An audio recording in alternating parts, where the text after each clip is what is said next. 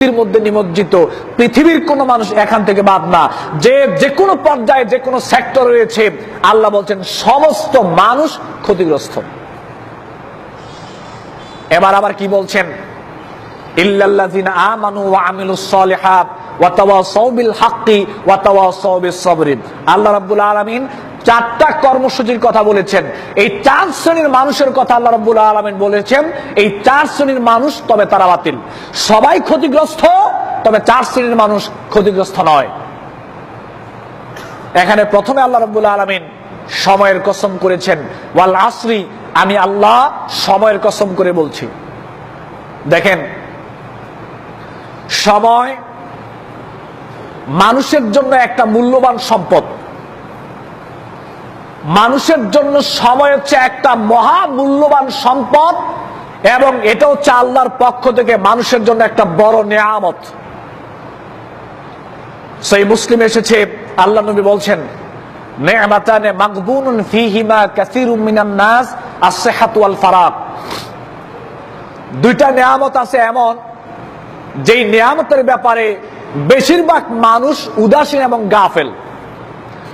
দুইটা নিয়ামত আছে এমন, যেই দুইটা নিয়ামতের ব্যাপারে বেশিরভাগ মানুষ ক্ষতিগ্রস্ত, উদাসীন, গাফেল। এর মধ্যে একটা হচ্ছে অবসর সময়।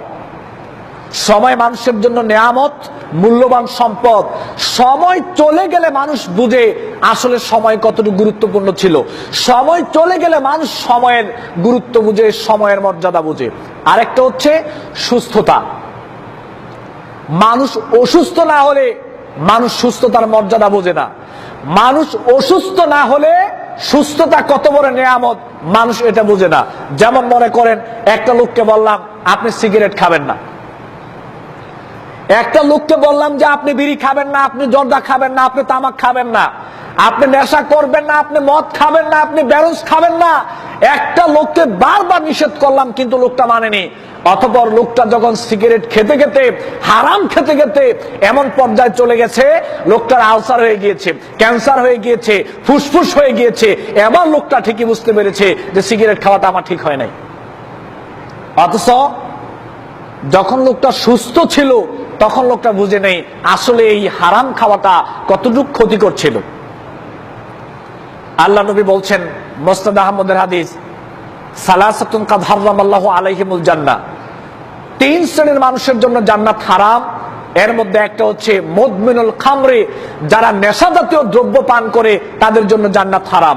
যে ব্যক্তি সিগারেট খায়, যে ব্যক্তি বিড়ি খায়, যে ব্যক্তি জর্দা খায়, যে ব্যক্তি তামাক খায়, যে ব্যক্তি গোল খায়, যে ব্যক্তি আপনার ব্যারন্স খায়, যে ব্যক্তি মদ পান করে, এই নেশা জাতীয় দ্রব্য যারা পান করে, আল্লাহ নবী বলছেন তাদের জন্য জান্নাত হারাম। আল্লাহর নবী বলছেন তাদের জন্য জান্নাত হারাম, সুতরাং জান্নাত কিন্তু হারামই, যেহেতু নবী বলেছেন।